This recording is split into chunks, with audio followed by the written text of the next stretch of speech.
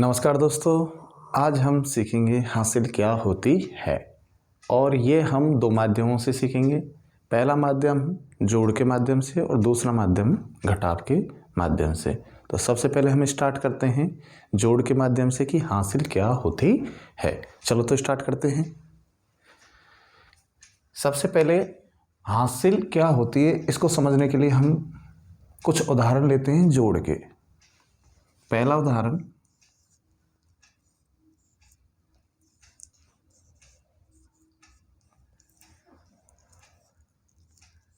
एक बहुत ही सरल जोड़ है और इस जोड़ को हम कैसे करते हैं कि 6 में 7 मिलाते हैं। सबसे पहले हम 6 में 7 मिलाएंगे तो ये होता है 13 और 13 की हम लिखते हैं 3 और हासिल हमने लगाया इस 4 वाले अंक के ऊपर 1। फिर इनको हम ऐड करेंगे, इनको जोड़ेंगे। 4 में 3 मिलाए तो 7 और एक हासिल का हुए 8।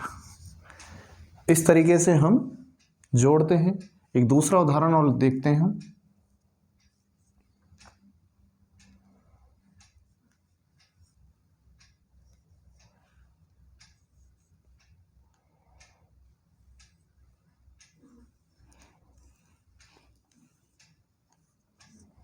यह अन्य एक दूसरा जोड़ है, इसको भी हम करते हैं। 3 में 8 मिलाया तो 11 की हम लिखते हैं 1 और हासिल लगी 1।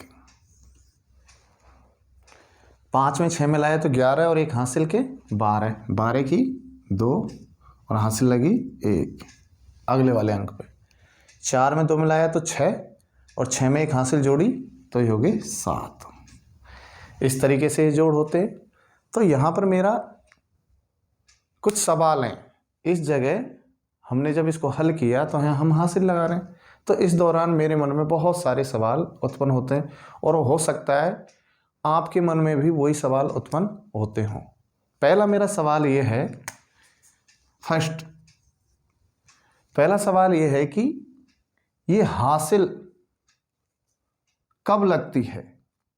क्या ये हासिल अगर अंकों का योग 10 से कम है उस समय हासिल क्यों नहीं लगती? तो पहला सवाल ये आया मेरे मन में कि अंकों का योग 10 से कम होने पर हासिल क्यों नहीं लगती?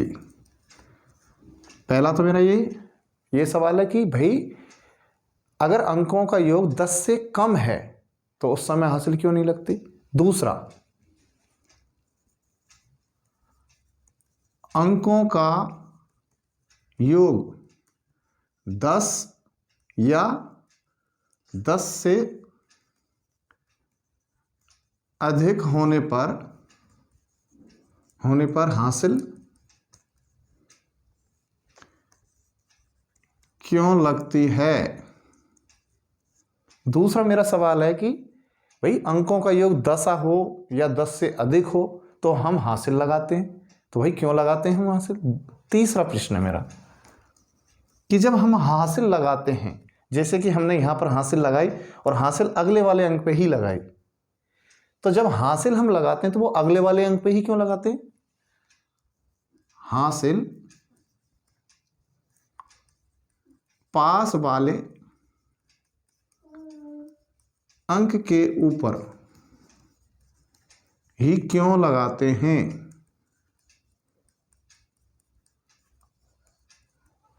तो ये 3 प्रश्न मेरे मन में हैं। हो सकता है इस प्रकार के प्रश्न आपके मन में भी उठ रहे हों। जनरली हम सब लोग जोड़ तो करते हैं, एक पैटर्न हमको पकड़ा दिया जाता है कि इस तरीके से आप जोड़ कीजिए। 10 या 10 से अधिक होते हैं तो आप हासिल लगाते जाइए और पास वाले अंक में लगाइए। मगर हमें कि ये कोई नहीं बताता कि भाई 10 से अगर योग कम आ रहा है तो हासिल क्यों नहीं लगती, और यदि अंकों का योग 10 या 10 से अधिक होता है तो हासिल क्यों लगती है, और हासिल पास वाले अंक के ही ऊपर क्यों लगती है। तो ये 3 ऐसे प्रश्न हैं जिनके हमारे पास उत्तर नहीं है। तो आज हम ये 3 प्रश्नों के उत्तर जानेंगे कि आखिरकार यदि अंकों का योग 10 से कम है तो हासिल क्यों नहीं लगती, और यदि अंकों का योग 10 या 10 से अधिक होती है तो हासिल क्यों लगती है। और तीसरा प्रश्न जो हासिल पास वाले अंक के ऊपर ही क्यों लगती है। इन तीनों प्रश्नों के हम जवाब जानेंगे और साथ में ये जानेंगे कि हासिल क्या होती है। तो चलो हम इन प्रश्नों को समझने के लिए फिर से कुछ उदाहरण लेते हैं और उनको हल करके जानते हैं। एक उदाहरण लेते हैं हम।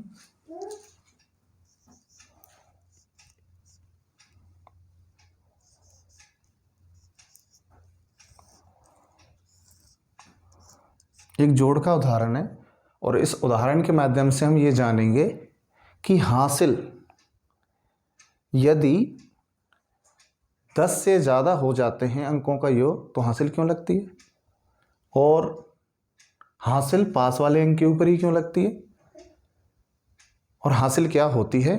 इन सवालों के हम जवाब यहाँ देखेंगे। तो ये जोड़ आपको दिख रखा है।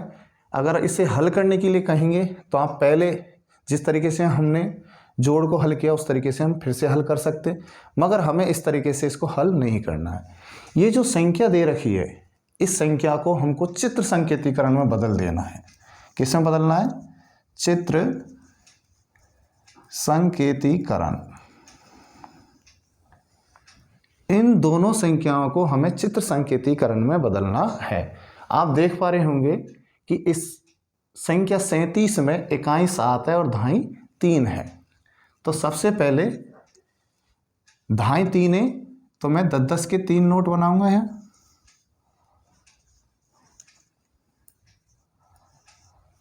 और इकाई 7 है इसका मतलब 1-1 के 7 बनाऊंगा।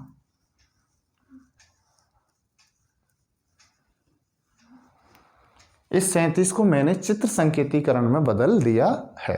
उसी प्रकार 25 को मैं बदलूंगा। यहाँ दहाई 2 है और इकाई 5 है, तो यहाँ दहाई के लिए मैं 2-10 के और इकाई के लिए 5-1-1 के। तो सबसे पहले संख्याओं को हमें चित्र संकेतीकरण में बदल देना है। अब अगर आपको जोड़ किसी ने समझाया हो कि जोड़ का मतलब है एक जैसी राशि या चीज या वस्तुओं को मिलाना होता है, या समान चीजों को आपस में मिलाना ही जोड़ होता है। भाई जब भी हम जोड़ करेंगे तो सिर्फ एक जैसी चीजें या एक समान वस्तु या एक समान राशियों को मिलाते हैं तो उसे हम कहते हैं जोड़। तो समान चीज़ों को ही हम जोड़ पाते हैं और समान चीज़ों को ही हम घटा पाते हैं अथवा कम कर पाते हैं। तो यहाँ पर हम देखते हैं कि ये दहाई अलग है और ये इकाई अलग है। इसी प्रकार से ये दहाई यहाँ पर अलग है और ये इकाई अलग है। तो यहाँ पर जब हम जोड़ने की बात करेंगे तो हमको पता है समान इकाइयाँ ही आपस में जुड़ती हैं। तो यहाँ पर हम देखेंगे अगर इन दोनों संख्याओं को हम जोड़ेंगे तो हम देख पा रहे हैं कि यहाँ पर इकाई और इकाई ये आपस में समान इकाइयाँ हैं। तो इकाई में इकाई जुड़ेगी तो हम यहाँ जोड़ते हैं। कितनी इकाइयाँ ऊपर 7, एक 8, 9 और एक 10 और 11 और एक 12। तो हमको पता है 1 2 3 4 5 6 7 8 9 10 10 इकाइयाँ जब आपस में मिलती हैं, 10 इकाइयाँ जब आपस में मिलेंगी तो एक दहाई का निर्माण होता है, अथवा मैं एक दहाई बना सकता हूं उनको। 10 इकाइयां मिलकर एक दहाई का निर्माण करती हैं तो एक दहाई बन गई। अब ये जो 10 इकाइयां मिलकर एक दहाई बनाई हैं, एक दहाई बन गई, और ये इकाइयां मिलकर जो दहाई बन रही है इसी को ही हम हासिल बोलते हैं। अब यहां पर हमारे पास इकाइयां कितनी बच जाती हैं, 2, और ये 10 इकाइयां मिलकर एक दहाई बना देती हैं। ठीक है, अब फिर से हम इधर देखते हैं हमारे पास कितनी दहाइयां हैं, 1 2 3 4 और 5, 5 दहाइयां और एक इकाइयों से मिलकर ये दहाइयां बनी है। तो कुल कितनी दहाइयां हुई, 1 2 3 4 5 6, तो कुल दहाई कितनी हो गई, 6। अब इसी के आधार से हम लिखते हैं हमारे पास इकाइयां कितनी बची हैं, 2, तो इकाई के नीचे कितना आएगा हमारे पास 2, दहाई कितनी है 1 2 3 4 5 6, कितनी है दहाई 6। तो ये यहाँ पर चित्र संकेतीकरण से हमने इसको जोड़ लिया। ठीक है, अब हम ये देखते हैं कि जब हम सीधे जोड़ते हैं कि 7 में 5 मिलाए तो कितने हुए 12, ये 12 इकाइयाँ हैं और जब 12 इकाइयाँ होती हैं उनमें 10 इकाइयाँ मिलकर एक दहाई का निर्माण कर देती हैं, जिसको हम बोलते दहाई। अब एक दहाई बन गई। अब हमको पता है ये दहाई तो दहाई में ही मिला सकते हैं, तो पास वाला जो स्थान होता है वो दहाई का स्थान होता है, तो हम इस दहाई को दहाई में ही मिलाएंगे, इसलिए ये हासिल हम पास वाले अंक पर लगाते हैं। ठीक है, तो ये आपके समझ पा रहे होंगे कि जब इकाइयां 10 या 10 से अधिक होती है तो हासिल बनती है, क्योंकि 10 इकाइयां मिलकर एक दहाई का निर्माण कर देती हैं। और यदि इकाइयां 10 से कम होती हैं तो वहां पर एक दहाई का निर्माण नहीं होता है, तो वहां पर हासिल भी नहीं लगती है। ठीक है, और ये जो दहाई का निर्माण हुआ है इसी को हम हासिल के रूप में जानते हैं। तो आप इस उदाहरण से समझ पा रहे होंगे कि हासिल क्या होती है और हासिल पास वाले अंक पे ही क्यों लगती है, और यदि इकाइयां या संख्याओं का योग 10 से कम होता है तो हासिल क्यों नहीं लगती है। तो इन सारे प्रश्नों के आपके जवाब आपको मिले होंगे। इसी प्रकार एक अन्य दूसरा उदाहरण लेते हैं और इसको बेहतर ढंग से समझते हैं।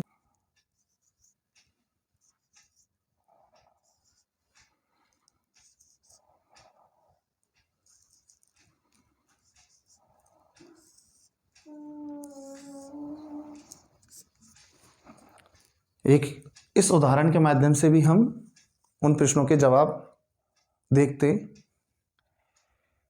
संख्या ऊपर लिखी हुई है 356 और नीचे लिखी है संख्या 263। इन दोनों संख्याओं को हमको मिलाना है और जोड़ करना है। तो सबसे पहले हम जो ऊपर संख्या लिखी है 356, इसको चित्र संकेतीकरण में हम बदल देते हैं। ये इकाई हमारी 6 है, दहाई हमारी 5 है और सैकड़े हमारे 3 है। सैकड़ा मतलब 100 का नोट, दहाई मतलब 10 का नोट, इकाई मतलब 1 का नोट। तो इसको चित्र संकेतीकरण बदल देते हैं, तो 3 नोट बनेंगे हमारे 100 के, 1 2 और 3। 5 नोट बनेंगे हमारे 10-10 के, 1 2 3 4 और 5। 1-1 के बनेंगे हमारे 6 नोट। तो 1 2 3 4 5 और 6, ये बना रहे हैं हम चित्र संकेतीकरण।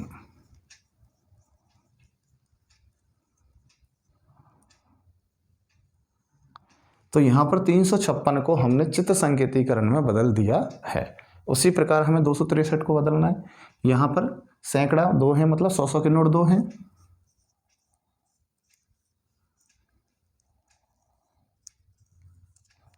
दहाई हमारी 6 है, 1 2 3 4 5 और 6, और हमारी इकाई हैं 3, 1 2 और 3। जैसा कि आपको पता है जब हम जोड़ते हैं तो समान इकाइयां ही आपस में जुड़ती हैं या समान चीजें आपस में जुड़ती हैं।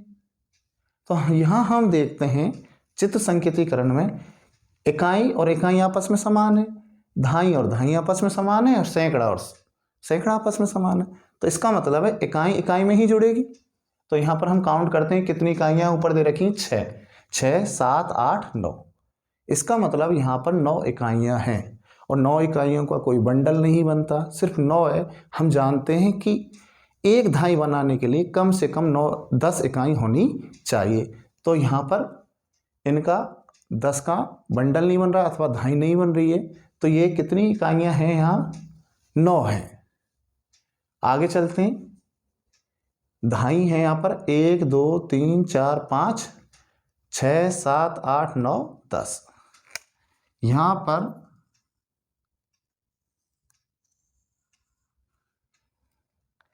1 2 3 4 5 6 7 8 9 10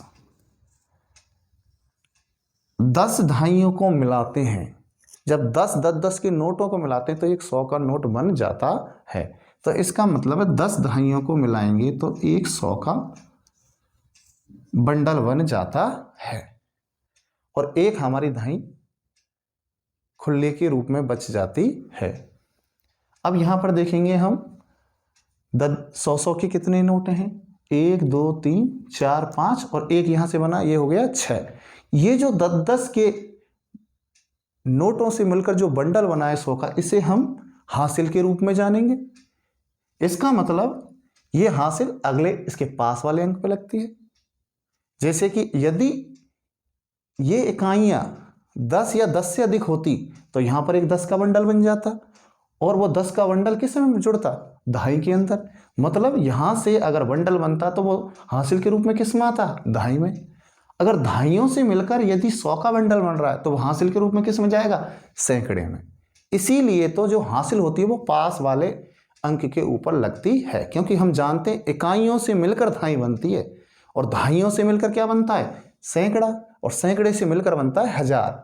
इसलिए जब हम जोड़ते हैं तो हासिल हमेशा पास वाले अंक के ऊपर हम लगाते हैं। तो अब हम इन चित संकेतीकरण से यहां देखते हैं क्या उत्तर आता है। इकाइयां हमारी कितनी बची हैं, 9। दहाई कितनी बच गई हमारे पास, 1। और सैकड़े कितने हो गए, 3 और 3 6। चाहे हम इसको सीधे जोड़ते हैं तब भी यही आंसर आएगा कि 6 में 3 मिलाएंगे तो 9। देखो यहां पर इकाइयां जब इन अंकों को मिला रहे हैं तो जो योग है वो 10 से कम है और 10 से कम है तो हासिल नहीं लगी। क्यों नहीं लगी, क्योंकि ये खुले ही रहेंगे, यहां पर कोई बंडल नहीं बना है या अथवा 10 का बंडल नहीं बना। अब इनको जोड़ेंगे, 5 में 6 मिलाए हमने तो ये हो गए 11। और यहां पर भी हम देखते हैं जब 6 धाई को 5 धाइयों में मिलाते हैं तो यहां पर एक 100 का बंडल बन जाता है जिसे हम हासिल के रूप में जानते हैं। तो यहां पर 5 में 6 मिलाए तो 11 और हासिल लगी 1 और ये हासिल के रूप में है। जो हासिल किस में आया, सैकड़े में। एक हासिल यहां लग गई है और यहां 3 और 2 5 और एक हासिल 6। तो इस तरीके से आपके समझ आ रहा होगा कि यदि इकाइयां 9 या 9 से कम हैं तो वो हासिल के रूप में, यदि इकाइयां 9 या 9 से कम हैं तो बंडल नहीं बनता और बंडल नहीं बनेगा तो हासिल भी नहीं लगेगी। उसी प्रकार यदि दहाई 10 या 10 से अधिक हैं तो हासिल सैकड़े के ऊपर लगेगी और उसी प्रकार यदि सैकड़ा 10 या 10 से अधिक हैं तो हासिल 1000 के ऊपर लगेगी। तो आप समझ पा रहे होंगे कि हासिल क्या होती है और हासिल पास वाले अंक के ऊपर ही क्यों लगती है। ठीक है, अब हासिल को हम घटाव के रूप में भी समझेंगे कि क्योंकि जनरली जब हम घटाव करते हैं तो हम वहां पर भी उधार के रूप में हासिल लेते हैं। तो अब हम घटाव के माध्यम से ये जानेंगे कि हासिल क्या होती है। ठीक है,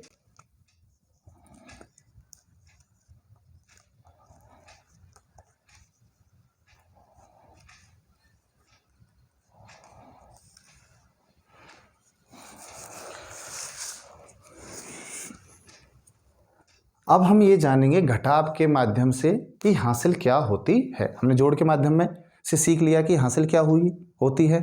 अब हम उसी हासिल को घटाव के माध्यम से जानेंगे कि घटाव में भी हासिल कैसे हम लेते हैं और उसका मतलब क्या होता है। तो एक उदाहरण लेते हैं हम।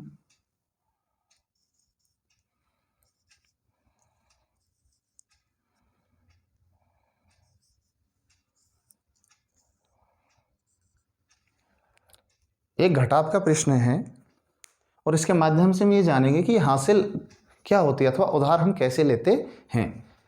अब हम अगर इसको सीधे हल करते हैं तो हम कहते हैं कि 3 में से अगर 4 घटाएं तो क्या हम घटा सकते हैं, क्योंकि 3 अंक छोटा है 4 बड़ा है तो ये घट नहीं सकते। तो हम क्या लेते हैं, जब इस तरीके की स्थिति होती है कि ऊपर वाली संख्या बड़ी हो और नीचे वाली ऊपर वाली संख्या छोटी हो और नीचे वाली संख्या बड़ी होती है तो हम क्या लेते हैं, पास वाले अंक से हासिल ले लेते हैं उधार के रूप में, कि इससे हम एक हासिल उधार लेंगे और उधार लेते हैं तो यहाँ पर हो जाता है 13। भाई इसको जब हल करेंगे तो यहाँ पर होता है 13 और 13 में से 4 गए तो यहाँ लिखेंगे हम 9। यहाँ से एक उधार लिया तो यहाँ एक कम हो गया तो यहाँ कितने रह गए, 3। 3 में से 2 गए तो 1। इस तरीके से हल करते हैं हम। मगर एक जब हासिल हम यहाँ लेते हैं तो ये 13 कैसे हो गया, तो ये जानेंगे कि हम पास वाले अंक से ही हासिल क्यों लेते हैं।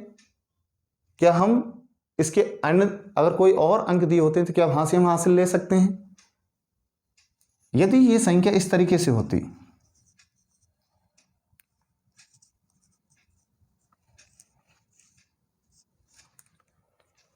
जीरो में से 4 कम करते हैं तो होंगे नहीं, तो हम क्या इससे हासिल लेंगे, मगर इसके पास हासिल नहीं है तो हम इधर से हासिल लेंगे। तो क्या ये अंक सीधे इसको हासिल नहीं दे सकता। सबसे पहले ये अंक इसको हासिल देगा, फिर ये अंक इसको देगा। इस तरीके से हम हल करते हैं तो हम ये जानेंगे कि ये अंक इसको सीधे हासिल क्यों नहीं दे सकता, अगर इसको देगा तो कैसे देगा। तो इस तरीके से कई सारे प्रश्न हमारे दिमाग में उत्पन्न होते हैं कि हम उधार कई तो पास वाले अंक से लेते हैं, मगर पास वाला अंक पास वाले को ही क्यों देता है। क्या 4 सीधे इस 0 को उधार नहीं दे सकता। तो इस प्रकार के प्रश्नों के जवाब हम यहां देखेंगे।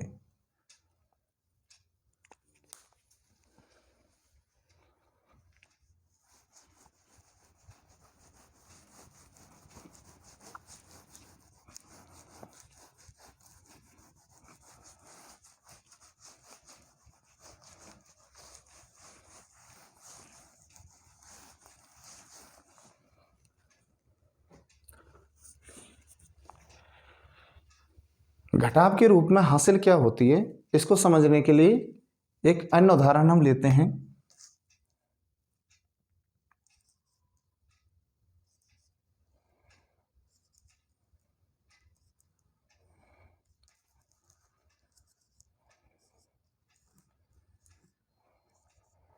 घटाव के रूप में हासिल को समझने के लिए सबसे पहले हमें संख्या को चित्र संकेतीकरण में बदलना है।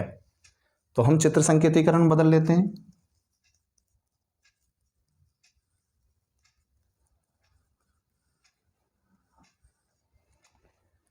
इकाई 2 है और दहाई है 4, तो दहाई के लिए मैं 4 दहाई बना दूंगा और इकाई है मेरे पास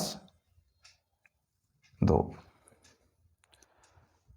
इकाई मेरे को यहां दे रखी है, नीचे 25 में इकाई दे रखी है 5 और दहाई दे रखी है 2। 1 दहाई और 2 दहाई। इकाई कितनी है मेरे पास 5, 1 2 3 4 और 5।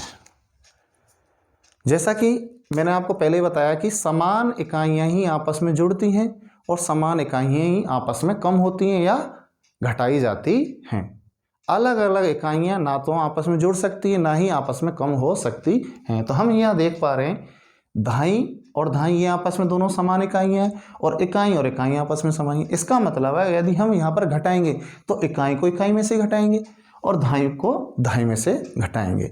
अब हमको 5 इकाई घटानी है 2 इकाई में से, तो 2 इकाई कम है 5 इकाई ज़्यादा है तो ये कम नहीं हो सकती। जनरली हम भी सोचते हैं कि कई बार हमसे कोई उधार लेने आता है कि भाई अगर मेरे पास 5 रुपये और कोई मुझसे 10 रुपये उधार ले रहा है तो क्या मैं उसे उधार दे पाऊंगा, तो ये पॉसिबिलिटी नहीं है। हाँ, मैं किसी से उधार लेके उसे उधार दे सकता हूँ। तो यहाँ पर भी वही स्थिति है कि भाई ये 2 इकाई हैं और 2 में से 5 इकाइयाँ कम नहीं हो सकती।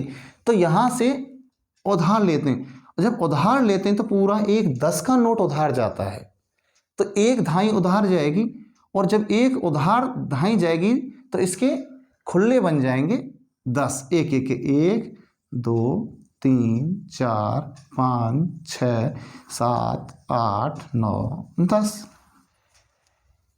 यहां से उधार के रूप में हमने एक दहाई ली और वो खुल्लों में किसके बराबर हो जाएगा, 10 के बराबर। तो अब एक दहाई उधार ली तो ये 10 इकाइयां हो गई इसमें और 2 पहले से, तो कुल कितनी इकाइयां हो गई 12। और 12 में से अब मैं 5 आराम से कम कर सकता हूं, तो ये कितनी है 5। 1 2 3 4 5 1 2 3 4 5, 12 में से 5 इकाइयाँ कम कर दी तो कितनी इकाइयाँ बच गई यहाँ पर? 1 2 3 4 5 6 7, 7 इकाइयाँ बच गई। तो यहाँ लिख दूंगा मैं 7। अब देखते हैं धाई में से धाई कम होगी, ऊपर कितनी धाई बची? 3। 3 में से कितना कम करना मुझे? 2। 1 1 1 1, कितनी धाई बची? 1। तो यहां पर 42 में से जब 25 कम किए तो हमारे पास 17 बच जाते हैं। अब यहां पर हम ये समझने की कोशिश करेंगे कि यहां पर जो हम उधार ले रहे थे, जहां पर जो अगर मैं इसको एक हासिल या एक उधार दूं तो यहां पर कितने होते थे? 12। मतलब यहां एक धाई उधार ली। एक धाई जब उधार लेंगे तो वो खुल्लों के रूप में कितनी हो जाएंगी? 10। और पहले से 2 इकाइयां थी तो कुल कितनी हो गई? 12। इसलिए यहां 12 हो जाता है। अब 12 इकाइयों में से 5 इकाइयां कम कर दी तो कितनी बचेंगी? 7। और 4 धाई थी, इसने एक धाई इधर उधार दे दी तो यहां पर रह जाएंगी 3। और 3 में से जब 2 धाई कम करी तो 1 धाई बच जाएगी। तो हम उधार के संदर्भ में भी इस तरीके से हासिल क्या होती है उधार के रूप में वो समझ गए हैं। और हम ये भी जान गए हैं कि हासिल हम उसके जस्ट पास वाले अंक से ही लेते हैं। और इसको और बेहतर समझने के लिए एक अन्य उदाहरण लेते हैं हम।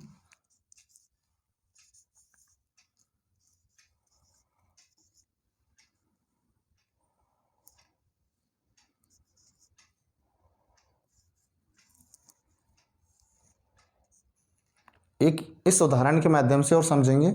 यहां पर इकाइयां 3 हैं, धाई 0 है, सैकड़ा 4 है। यहां पर इकाई 4 हैं, धाई 5 हैं, सैकड़ा 1 है। इसको भी हम चित्र संकेतीकरण में बदलते हैं।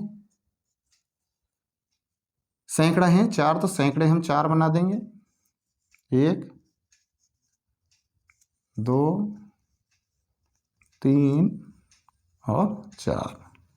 धाई है नहीं, इकाई कितनी है? 3, तो 3 इकाई लिख देंगे। 1 2 और 3। इसमें सैकड़ा 1 है, 1 सैकड़ा। धाई 5 हैं तो धाई बना देंगे हम। 1 2 3 4 5। इकाइयां हैं 4 तो 4 इकाइयां। फिर से मैं कहना चाहूंगा कि जब हम घटाएंगे तो समान इकाइयां ही घट सकती हैं। तो इकाई में से इकाई कम होगी, धाई में से धाई और सैकड़े में से सैकड़ा। तो 3 इकाइयां हैं ऊपर और नीचे हैं 4 इकाई, तो 3 में से 4 नहीं हो सकती। तो यहां से हासिल आएगी। तो क्या सीधे हासिल यहां कन्वर्ट होगी? तो सबसे पहले हम इससे हासिल लेंगे 100।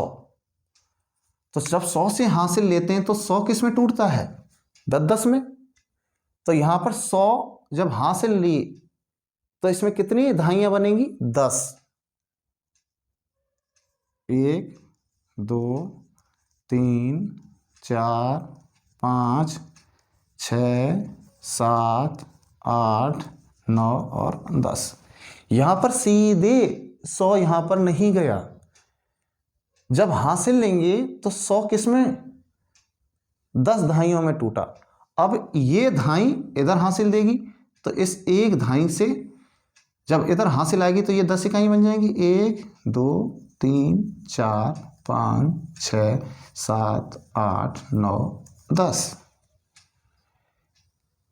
इकाइयां ऊपर 3 थी, नीचे 4 थी, तो कम नहीं हो सकती, तो इसने हासिल ली। जब सैकड़ा हासिल देगा तो सैकड़ा में कितनी धाइयां बनेंगी? 10। और 10 जब इसको एक हासिल के रूप में देगा तो ये 10 में 10 इकाइयां बन जाएंगी। इस तरीके से अब टोटल इकाइयां हो जाएंगी हमारे पास 13। 13 में से कितना कम करनी है हमें? 4। तो 4 कम कर देंगे। 1 2 3 1 2 3 और 1 4। तो यहां पर इकाइयां कितनी बच गई मेरे पास? 9। तो मैं यहां 9 लिख दूंगा। और मेरे पास धाई कितनी बच गई? 1 2 3 4 5 6 7 8 9। अब 9 धाइयों में से कितनी धाई कम करनी है हम मुझे? 5। तो ऊपर 9 धाइयां हैं और नीचे 5 इकाइयां आराम से कम हो जाएंगी। 1 2 3 4 5, 1 2 3 4 और 1 5। कितनी धाई बच गई मेरे पास? 4 लिख दूंगा मैं। अब मुझे सैकड़े में से एक सैकड़ा करना, तो ऊपर कितने सैकड़े बच गए? 3 में से एक सैकड़ा कम कर दो, तो कितने सैकड़े बच गए? 2। तो इस तरीके से हम घटाव के रूप में हासिल को समझ सकते हैं। अगर हम सीधा करते हैं तो हम क्या करते हैं? 3 में से 4 कम नहीं हो सकते, तो 3 किससे हासिल मांगेगा? 0 से। 0 पे नहीं है तो 0 किससे मांगेगा? 4 से। 4 हासिल दिया 0 को, तो यहां कितने होंगे? 10। और यहां कितने रह गए? 3 सैकड़ा रह गए। ये जब 100 का नोट इधर दिया, जब 100 का नोट हम दे रहे हैं तो 10 दहाइयां बन रही हैं, तो वही 10 दहाइयां यहां पर बनी थी। अब ये 10 दहाई में से जब एक दहाई में यहां पर उधार दूंगा तो यहां होंगे 13 और यहां दहाई रह जाएंगी 9, और यहां पर ये 13 इकाई हुई, जो 13 इकाई यहां पर है। अब 13 इकाई में से 4 इकाइयां मैंने कम कर दी तो 9 इकाइयां बच गई मेरी, और यहां पर रह गई 9 दहाई। 9 दहाई में से 5 दहाई जब मैंने कम किया तो यहां बच गई 4। ये पहले से 9 दहाई है, और 9 में से हमने कितनी कम करी? 5। और यहां पर बच गए 3 सैकड़ा, तो यहां पर 3 सैकड़ा में से 1 सैकड़ा कम कर दिया तो बच गए 2।